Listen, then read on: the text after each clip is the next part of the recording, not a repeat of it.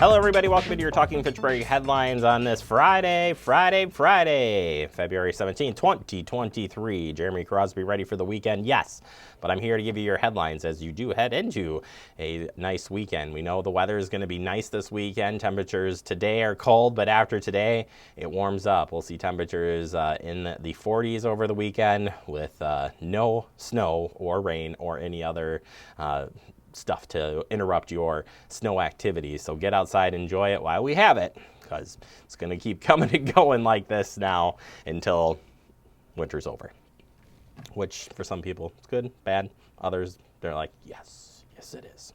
All right, let's talk about maybe something you could join in if you're interested. You could join Team Fitchburg to help us win the Wisconsin's Fittest City this March. Yes, it's back. Submit your activity minutes to form every Tuesday morning at 10 a.m. to be counted in a weekly totals. The most activity in the community will win a trophy. All participants will receive a long sleeve t-shirt. New this year, shirts will be long sleeve and made of performance sports fabric. Well, if there wasn't a reason to get involved, now there is. If you'd like to join in on the challenge, Wisconsin's Fittest City, go to our recreation page. They got the details for you on the screen. All right, Wonders of Physics happening this weekend. We want you to tune in on Sunday, February 19th at 1 p.m. and 4 p.m. We're going to be broadcasting this live right here on our community channel, F2. Yes, tune in this weekend to watch the Wonders of Physics. And if you're curious, here's what it says. Never has there been a time when understanding of science has been more important to the well-being of individuals and to the nation than the present. Yet many recent studies have documented a lack of interest in science, hence a decline in science literacy in the United States. To address this problem, the University of Wisconsin, UW-Madison, 1984 began the program called the Wonders of Physics, aimed at generating interest in physics among people of all ages and backgrounds. The heart of the program is fast-paced presentation of physics, physics demonstrations, carefully chosen to be entertaining as well as educational. So at 1 p.m. and at 4 p.m. this weekend, right here on the COM channel. If you're not there in the seat, we'll have it for you so you can be at home and still enjoy some great physics and some very special presentation happening with that show as well. Tune in this weekend. We'd love to see you here on watching that great show.